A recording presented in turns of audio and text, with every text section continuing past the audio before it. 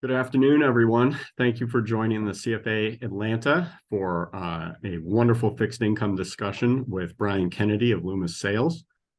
We're glad to have you, and we look forward to Brian's discussion. Special thanks to our sponsor, Loomis Sayles, for today and for supporting the CFA Society. My name is Hunter Pierpont. I'm an investment manager with Merrill Lynch and the VP of Programming for CFA Atlanta. A few upcoming events for you to consider putting on your calendar. On Friday, we are having the annual Ethics Challenge, which will be hosted at Emory starting at 1 o'clock. We are welcoming our new charter holders with the annual conferment dinner, and that will be on November 8th at 5:30 p.m. And then Marilyn Kimball will be running her quarterly book club. That will be on November 14th, and we are reading The Rational Optimist. So please join us at the Buckhead Library for that. And Juan Mendez will also be getting a group together for the Investment Strategy Roundtable, and that is on November 16th, also at the Buckhead Library. A few other things to consider are on December 13th, we are having a Atlanta CIO allocator panel. And on January 10th, we are forming a discussion of fireside chat for artificial intelligence. Those are going to be two in-person events that you don't want to miss. So keep an eye out for those on the calendar. And for today's discussion, we're pleased to have Mr. Kennedy join us. He's the Vice President of Loomis Sayles and co-portfolio manager of the firm's multi-sector institutional strategy. Mr. Kennedy has been with Loomis for the last 30 years, where he started as a bond trader in the 90s. And we're very pleased to have you. Please submit any questions you have throughout the talk via the Q&A feature at the bottom of the screen. And we will get to those questions at the end of his talk. So we are looking forward to your discussion on the economy, the higher for longer, and the overall portfolio outlook you have for high yield and levered finance. And with that, we welcome you and look forward to your conversation. Thank you. All right. Thank you very much, Hunter. Thanks for that nice introduction. Also want to thank Kathy Ford for her help in setting this up. And thank you to everyone that joined today. Nice to have a good crowd to talk about the bond markets, and certainly pretty timely given some of the volatility that we've seen in bonds over the past few weeks. The rise in interest rates continues. And as you can see from the beginning of the presentation here, this is not a phenomenon that is specific to the US. We have seen central bank moves across the world in developed countries this year and last year, really moving at a dramatic pace, and one that we haven't seen in quite some time. We do think we're getting closer to the end. Certainly, you look at economies like Australia, which just came out with inflation data today, and it looks like they're going to need to raise rates one more time. Perhaps the Eurozone is now on a pause. More than likely that the US is on a pause, but for both of those, I would say probably with a hawkish tilt to them.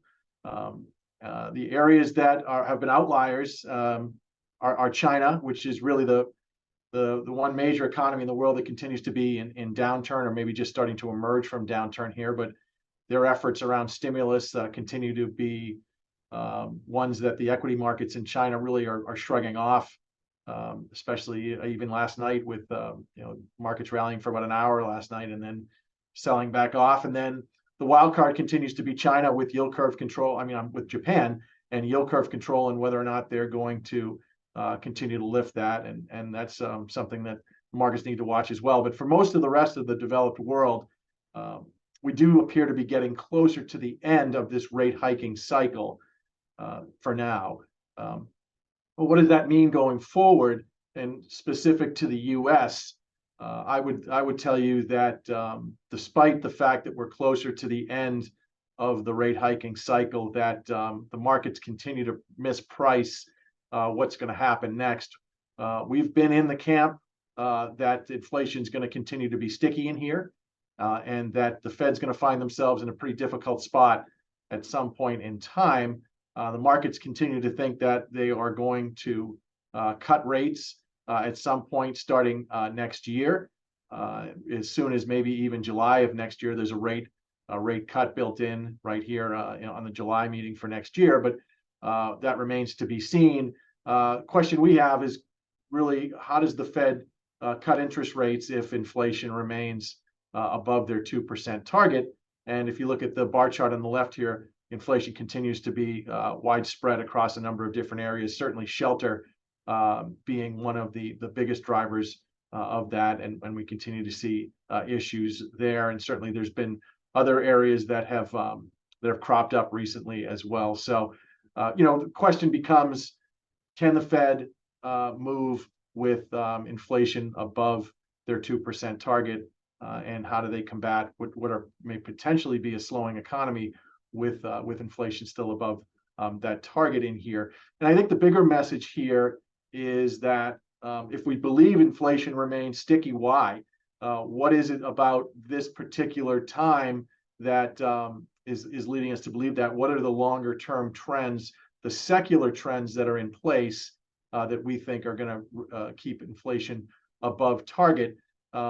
This is another way to look at inflation going forward, and what's the market telling us?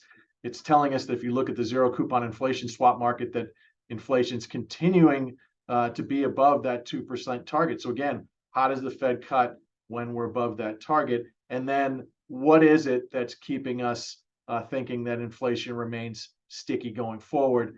We think that there are 4 secular headwinds to getting to lower inflation.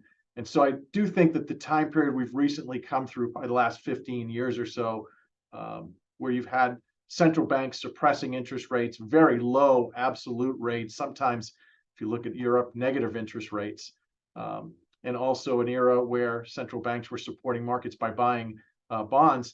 A lot of that is over, and we are entering into a very different era right now on a secular basis. That doesn't mean there can't still be cycles where the Fed cuts and inflation's down below at some points in time, but certainly if we think about the secular forces that are out there today, we really are focusing on what we call the 4 Ds: de-globalization, decarbonization, demographics, and deficits. And we do think that these 4 issues are likely to be headwinds in the future for many economies as far as that inflation issue out there. And so let's start with deglobalization and look at a couple of things out there. First of all, we've seen a fracturing of 2 major relationships in the world over the last few years: the U.S. and China relationship, and then also Europe and Russia for obvious reasons. And now we're even adding in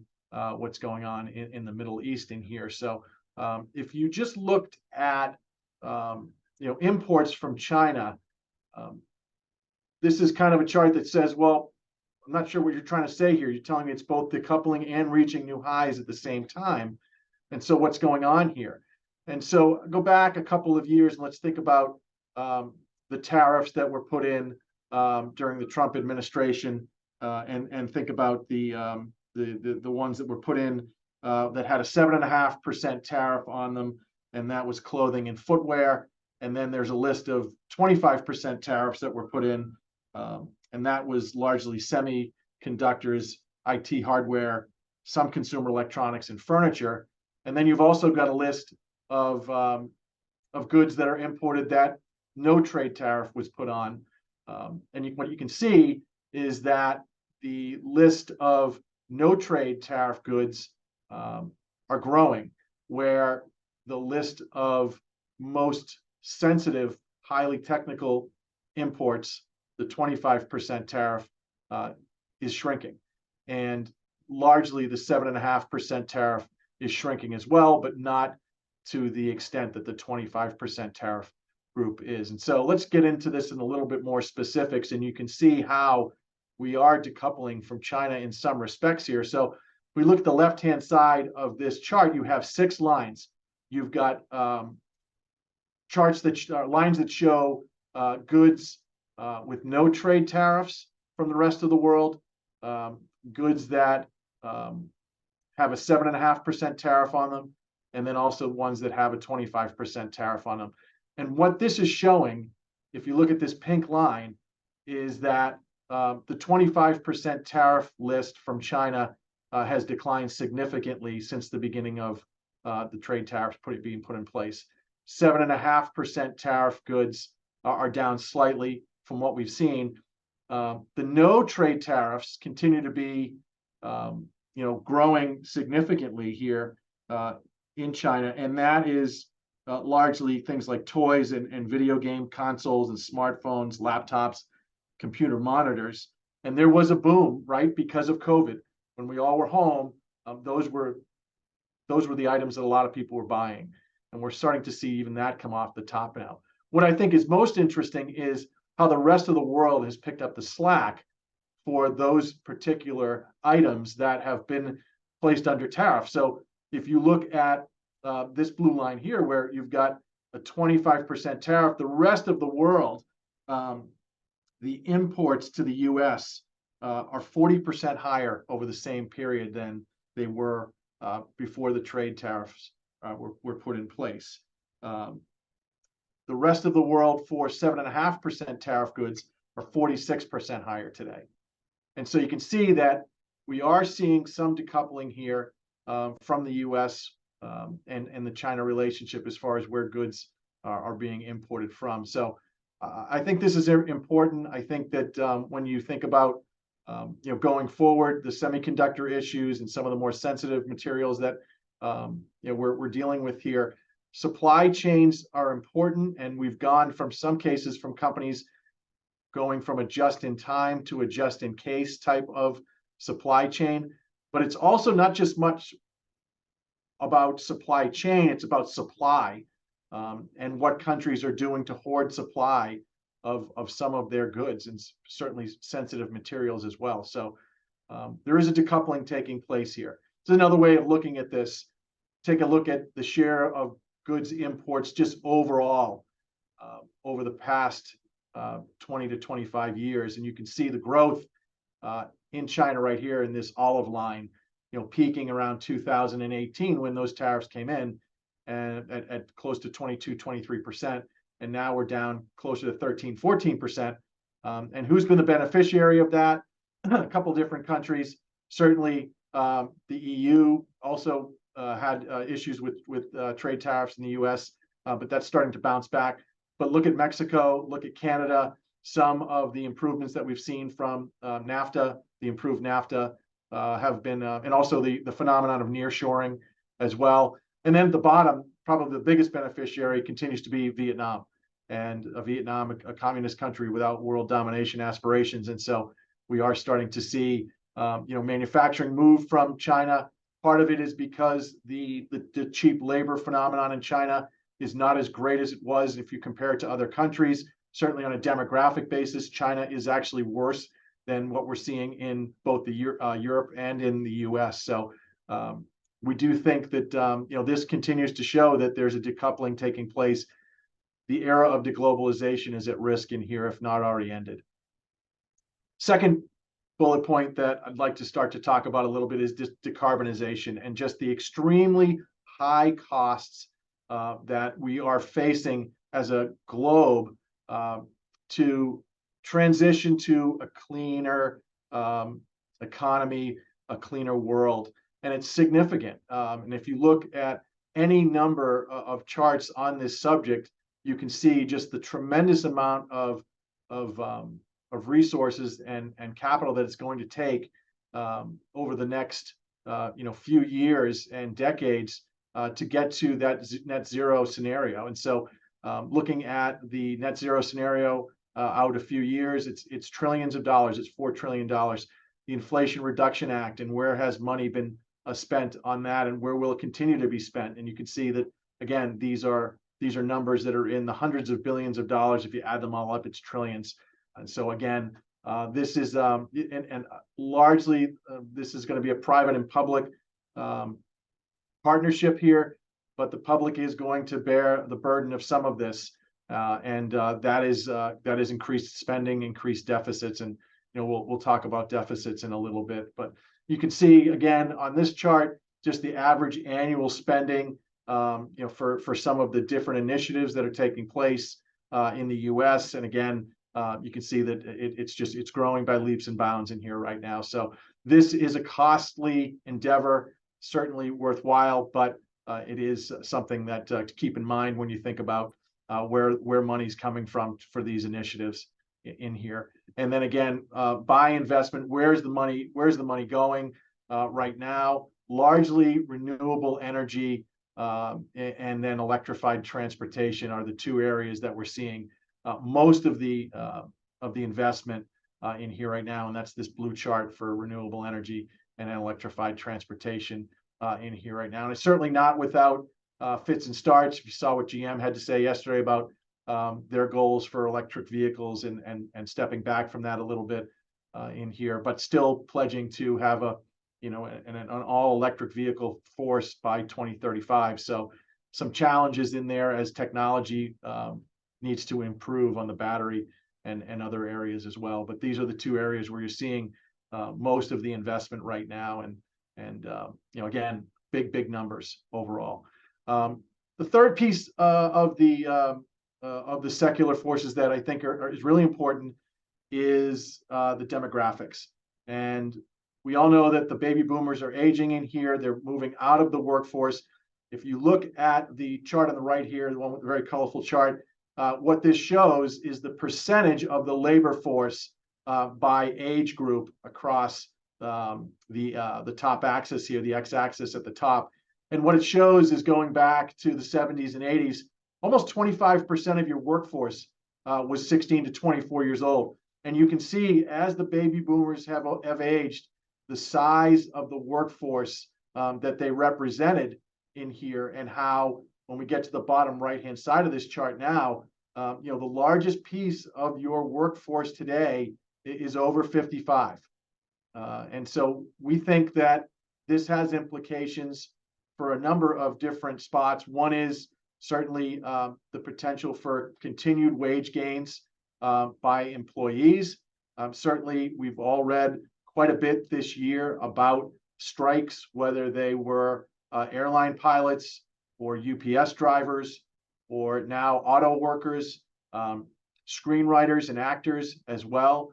And so this does feel like labor starting to claw back some of what they gave up in a very low inflation environment over the last decade to decade plus. And so wages with limited workforces, we do think continues to be an issue. Some statistics would point to positive real wages right now for blue collar workers, and they've been the biggest beneficiary the last few years of wage increases. So it does feel like to us that that's going to continue to be a pressure point in here right now. You can see on the chart on the left shows the labor force, the actual labor force, and what was projected going back a couple of years. And again, there was a massive drop in the labor force. We all remember this from COVID. It's slowly climbed its way back to the point where we're just over what was projected recently. So to me, you're looking at people continuing to come back to the labor force, although the participation rate continues to be, kind of an average to kind of middling type of participation rate out there right now. So, certainly there's still cause for concern, we think, as the baby boomers continue to age and you have a smaller workforce in the U.S. It does beg some conversation that needs to take place around immigration, skilled immigration. Some of the policies that were put in place during the Trump administration remain in place during the Biden administration. And we've got below 4% unemployment right now. So to me, wages continue to be an area that we want to watch in here right now. Away from just the graying of the baby boomers and probably another signpost around the need for skilled labor is just the number of retirements. And it's been one of the biggest drags on the participation rate over the last couple of years. You've actually seen almost double the expected retirements the last couple of years as opposed to what we saw pre-COVID. So, this is another phenomenon that we think is largely a factor of COVID and again the aging of the baby boomers, but certainly retirements are a big issue in here right now. Final piece of our secular themes, and probably the one that's getting the most attention from us right now because of the implications for the Treasury market, is the deficits. And today you're running close to a $2 trillion deficit for this year, significantly higher than what we saw last year, maybe $1 trillion more. And we continue to run a $2 trillion deficit this year with full employment. And so it's a curious policy in my mind, and it's definitely having some effect on treasuries and on yields most recently. I would say my background, as Hunter mentioned, is in trading. I traded for 15 years at Loomis and traded before the GFC and after the GFC. And I can tell you that the difference in liquidity from the dealer desks post and pre-GFC is like night and day. Obviously, you don't have prop desks. They don't have nearly the capital that they used to have. And there are periods of time where markets just hit these liquidity air pockets. And I think we just went through one in the Treasury market with the refunding announcements, with some poor auctions. But the drumbeat continues, and we're going to continue to see large issuances of treasuries going forward to fund these deficits. So think back to the clean energy initiatives that we talked about, as well as some of the decoupling that's going on and what that means for security around the world. I do think that this is something that bears paying very close attention to. I mentioned the treasury supply. If you look at the left-hand chart here, you can see just the growth in treasuries. A lot of it's in bills. We're front loading a lot of the treasury issuance at this point in time, and so that continues to be an issue. So you can see just the blue diamond showing you just the issuance today versus the last few years and how it's grown in here right now. And then just looking at on a 10-year basis, 10-year equivalent basis, looking at Fed purchases and talk a little bit about this in a minute. But certainly without the Fed in there, you are starting to see some other buyers step back in here. So it's a daunting task to continue to issue. Today we're issuing 52 billion. Fives, I think we're issuing 32 or 38 billion. Sevens tomorrow, and that's kind of the wild card tomorrow, I think, because that's not usually a well-supported auction, so we'll have to wait and see. But certainly you've seen some of these liquidity pockets in treasuries right now, and the supply is going to continue, and it's continuing at a time when some of your most price insensitive buyers are stepping back from the market and being buyers of treasuries. And so who would those less sensitive buyers, less price sensitive buyers be?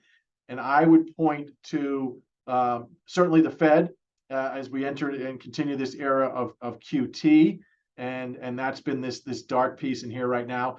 You look back to the 2013-14 episode, and this was the taper tantrum as we step back from that market. We did start to add a little bit of liquidity to the balance sheet in the spring this year to help support some of the regional banks and around the First Republic and Silicon Valley issues as well. But largely the Fed's taken a step back here.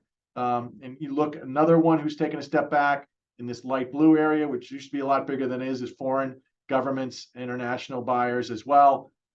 China and Japan, two most obvious candidates there. Hedging U.S. Treasuries back to Japanese yen right now is actually costly. Costs you about 100 basis points to do that, to be sitting in Treasuries hedged back to yen. So not the most I would say attractive alternative right now for Japanese insurance companies and banks, and China with their own issues and the efforts to try to diversify away from the dollar in here. So those are two really big players that are stepping back from the market. The third one would be just dealers and brokers and the lack of participation that we're seeing from them. And so those would be your less sensitive buyers on a price basis. The more sensitive buyers and the most obvious buyer right now, and who's increasing are investment funds. And those are your family offices, your hedge funds, your asset managers, and the public in general. And they're being asked to bear a bigger burden from a treasury supply right now.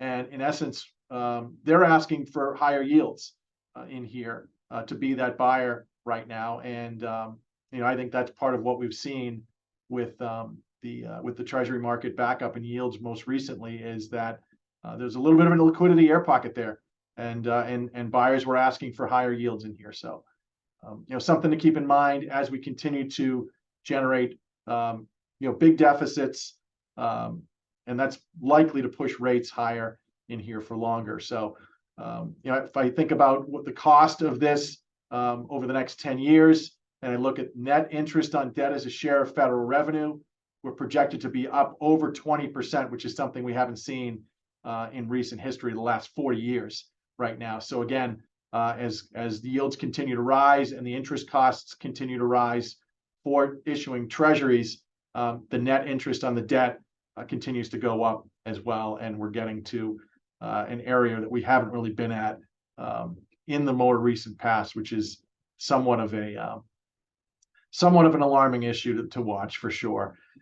So if we have these massive deficits, and no one seems to be talking about this in Washington right now, neither party, as far as spending cuts are concerned. I think maybe you have a few Republicans that are talking about it, but largely, the Trump administration was as big of a spender and with tax cuts as anyone's in more recent history. But if you just look at the commitments we're making over the next 10 plus years, Social Security, health entitlements, and interest costs are expected to drive around 86% of the spending hike over the 2008 level.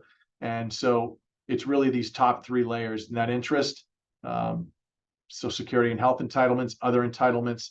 And then I'd look at the bottom as well and look at the commitments that we're making to the Ukraine, that we're making to Israel right now, and other places at a period of time where the U.S. wants to be pivoting to the South China Sea as they look to take on the Chinese threat that's out there as well. So we could do one of two things. We can find some non-discretionary spending to cut, but it's really not all that much in the grand scheme of things, or we continue to run up these really huge deficits, which I do think leads to higher interest rates over time in here, and potentially has an effect on the dollar as well longer term. So I would wrap up by saying the U.S. is not the only country that's dealing with this. I would say if you look at Europe and look at the defense spending that's typically taken place in Europe, you look at the bar charts here. The darker blue was what was being spent in 2014 from a defense expenditure standpoint. And NATO's guideline for spending for European countries is 2% of GDP. And you can see that very few of these countries back in 2014 were spending up to the NATO guideline. Even in 2022, thinking about what the estimates were for last year, you've got a few more as we've started to maybe get a little bit of religion, given the threat from Russia over in Europe. But still, many of these countries are underneath that 2% spending target. If that threat continues, perhaps we start to see more defense spending in Europe, and that's largely going to be, I think, inflationary and also potentially larger budget deficits as well in Europe. One other thing to mention about Europe is just the issuance of sovereign green bonds. And that's expected to set a new record this year, as again, clean energy initiatives continue to take precedent in here. And you can see just from a net notional supply, what a huge increase we're expecting and have really experienced throughout this year. So, again, this is not a phenomenon that's just a U.S. issue at this point in time. So, to think about the 4Ds as a whole, I would say de-globalization. You've had this decoupling. We've had securing of supply chains. We've had some nearshoring going on. We've had some really, I would say, securitization of energy assets, of valuable mineral assets. That's not bringing costs down around the globe. And you can see that some of the trade partners are changing as well in here. We talked about the effects of clean energy and the costs of those initiatives, demographics, what it means for wages over the long term as our population continues to gray, and immigration issues continue to be skilled immigration issues. And then finally, deficits, which is really, I think, today getting the most airtime as Treasury issuance just continues to be really large on the scale of what we've seen in the past. So those are really the 4 Ds that I wanted to talk a little bit about. The only other things I brought up with me today are a couple of charts just on high yield and the bank loan market. This sometimes gets a lot of airplay from people who want to talk about spreads and what do we think about value in the markets today. And we tend to tilt a little bit more towards the corporate sectors at some points in time. So carry has been really important in the bond market this year, away from the rate increases. If you were in lower rated securities, in single B and triple C, you did really well this year because defaults have been so low. For next year, very little debt coming due again in the bank loan and the high yield space. And I think that carry continues to be really important next year. Having yield in your portfolio is going to be really important. The rubber starts to hit the road in 25, and we'll start to see, I think, maybe the second half of next year, there'll be some shakeout, maybe a little bit more volatility. We still don't see high yield defaults above the long-term trend, the long-term average, which is 4%, even next year. So we do think that it's still a good environment with a resilient U.S. economy as the backdrop to be invested in spread product in here and collect that additional yield in here. And then one other thing that I think bears watching when we talk about where are we in the economic cycle, and we think we're still in the later stages of expansion, but there are a couple of signposts out there that are telling us perhaps we're starting to enter into a downturn. And this is the dollar price on the high yield corporate index, that's the Bloomberg Barclays index. And today, this was a chart that was done at the end of September. If I was to lengthen this out to right today, we're at about an $87 price for high yield today. And that's as low as we've been since 2020, the beginning of 2020 with COVID. And before that, you have to go back to 2008 to find a dollar price in high yield that's lower than that.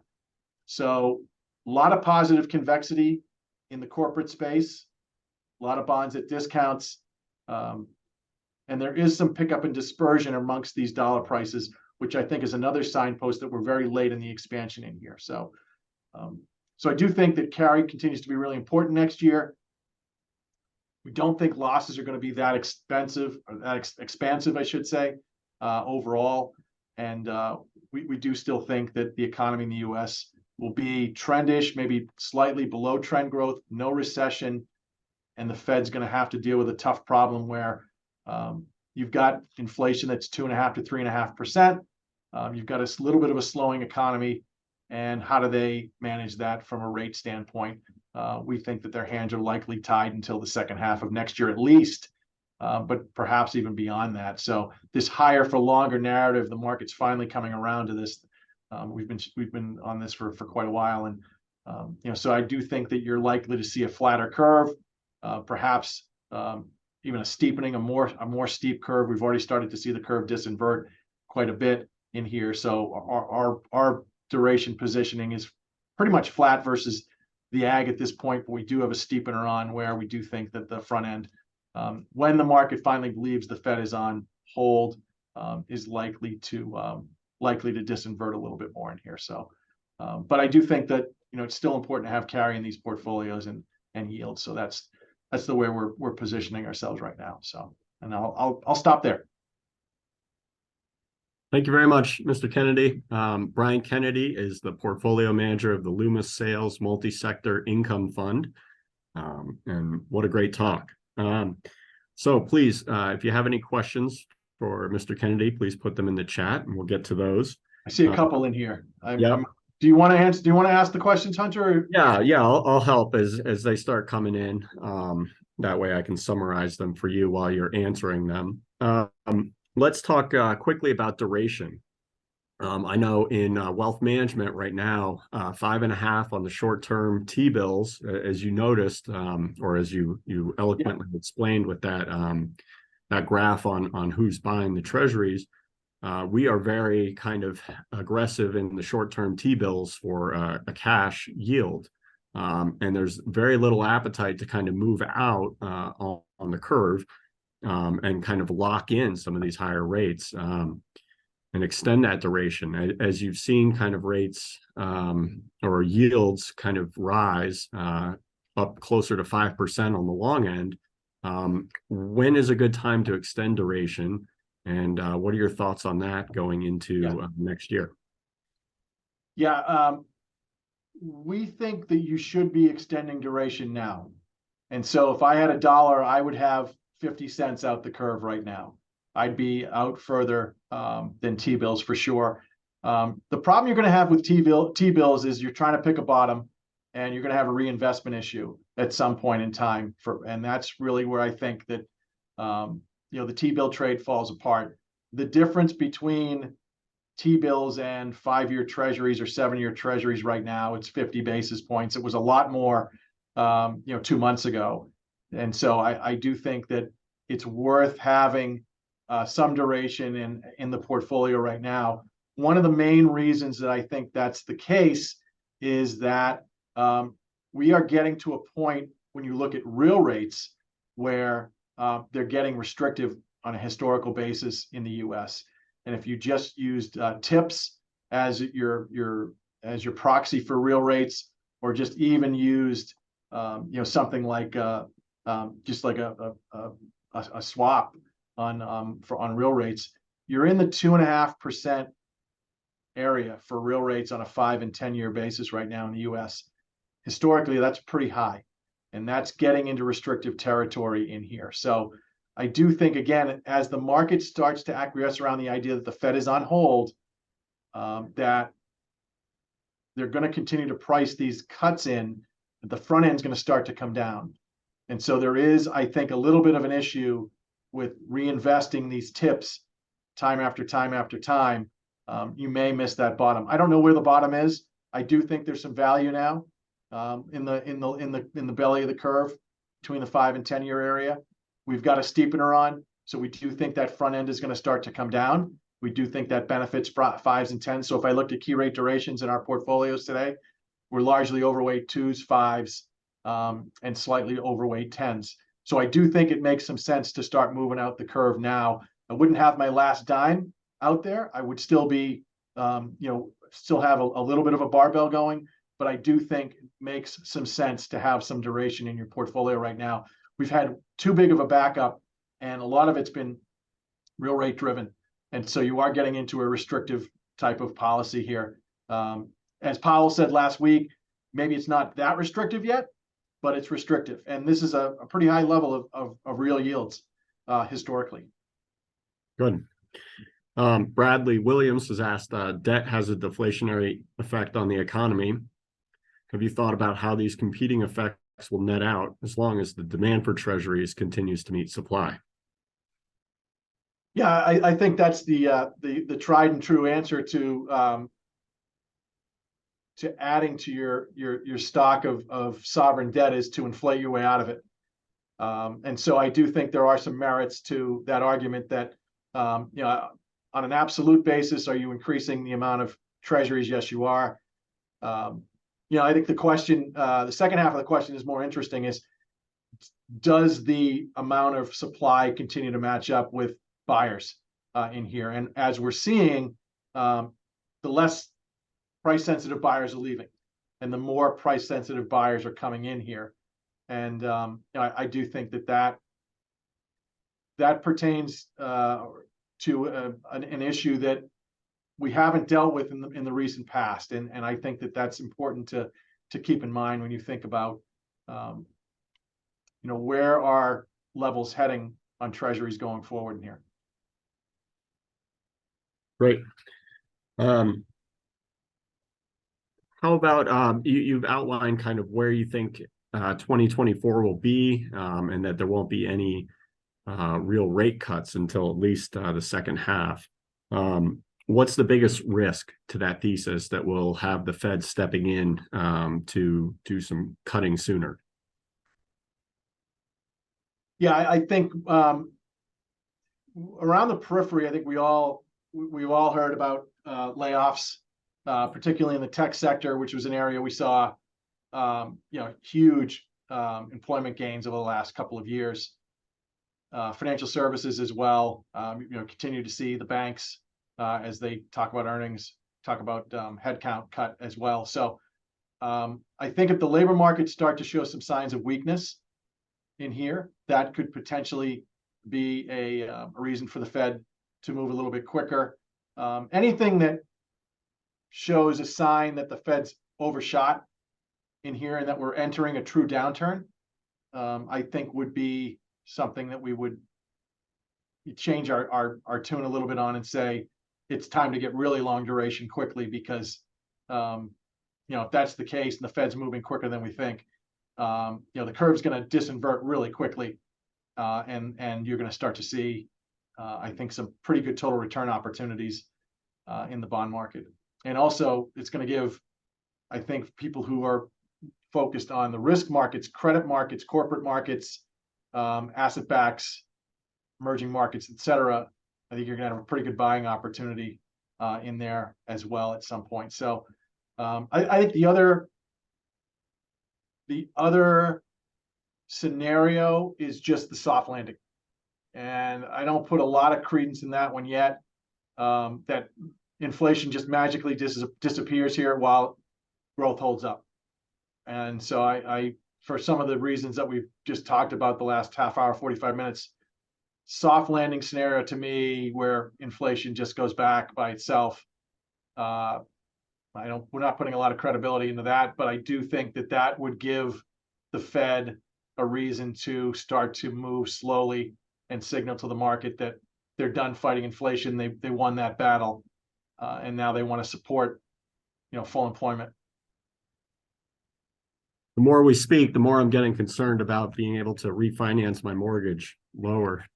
Well, new home sales today were pretty good. So for whoever was out there buying homes, unless they're paying cash, 8% mortgages didn't seem to be, at least for this 1 month, didn't seem to be a hurdle. Yeah. Next year, and with the political situation that we have right now in the United States, with next year being an election year, do you foresee any sort of market impact?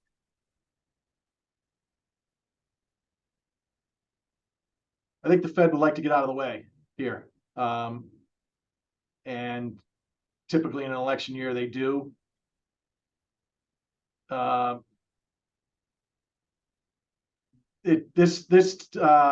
situation with what appears to be another runoff between Trump and Biden, would be curious to see if that actually happens. But I do think that regardless of which party wins, I'm not sure that spells smaller deficits or changes to immigration to help demographics, nor do I see it changing the relationship between the US and China. Potentially the one of the Ds that you could see modified would be the decarbonization if the Republicans are voted back into office and hold a majority in Congress.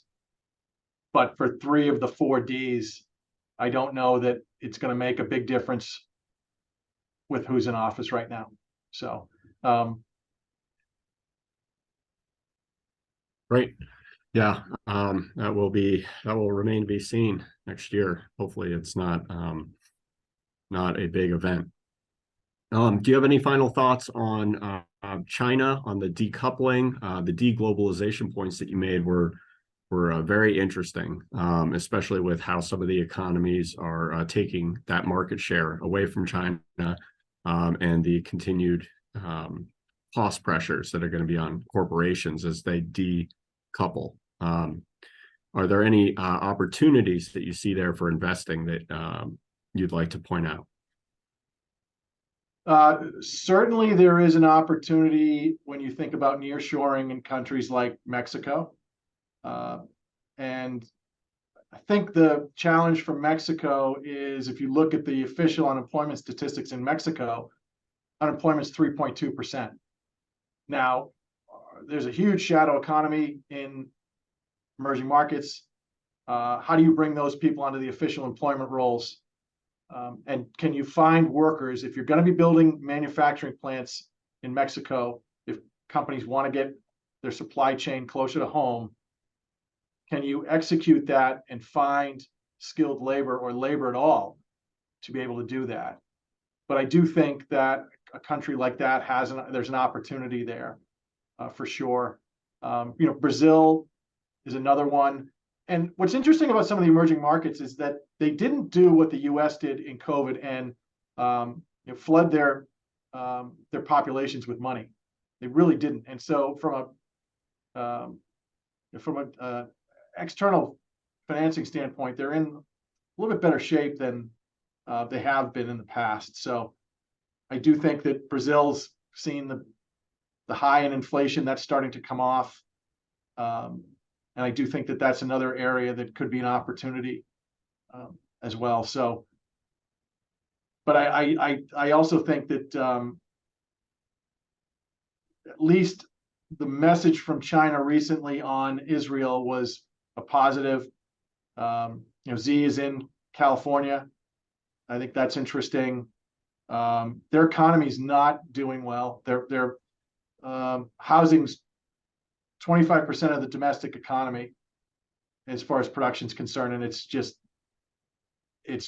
in shambles. You've seen all of these home builders that have filed for bankruptcy over there. So their economy continues to be a real problem, and I think they've got a debt problem.